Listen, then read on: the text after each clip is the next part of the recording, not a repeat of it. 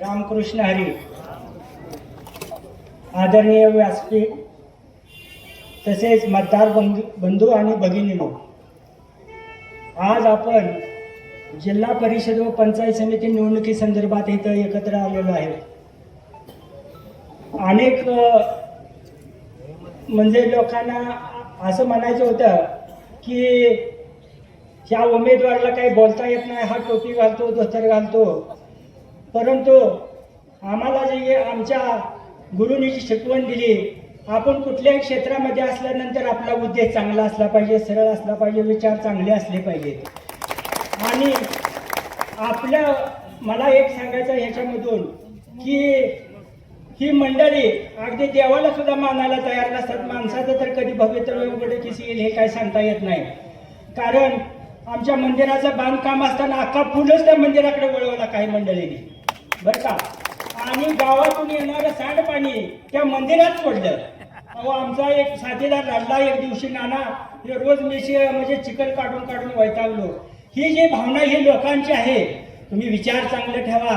आणि मला एक सांगायचं आहे, मनुष्य जीवनामध्ये आपल्याला जन्म मिळाल्यानंतर आपला उद्देश चांगला असला पाहिजे. आणि त्या मिळालेल्या आयुष्यामध्ये माणसाला 3 गोष्टी सांभाळता आल्या पाहिजेत.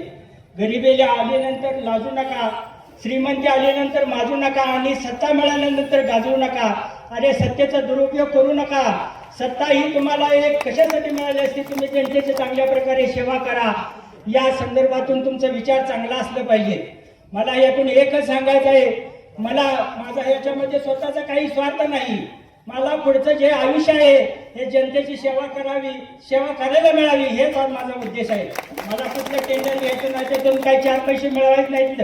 मला परमेश्वरानं माझ्यापुरतं भरपूर दिलेलं आहे. तर मला इथून पुढे जे काय करायचं ते मी चांगल्या पद्धतीनं करीन. कुठल्याही 1 रुपयाचा अफरातफर होऊ देणार नाही आणि माझ्या हातून तर होणारच नाही. मला सांगायचं आहे, माझी गरिबी असताना मी रोजगार करून जगलो.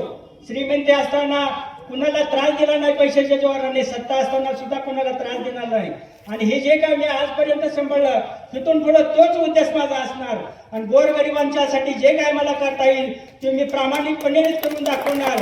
कामं कशी करायची असतात ही तुम्हाला मी दाखवून देतो. एखादं डांबरी केलं तर 4 दिवसात त्याचा फपुटा उडतोय आणि त्याचं निम पैसे हडप केले जातात. ही वस्तुस्थिती तुमची आहे.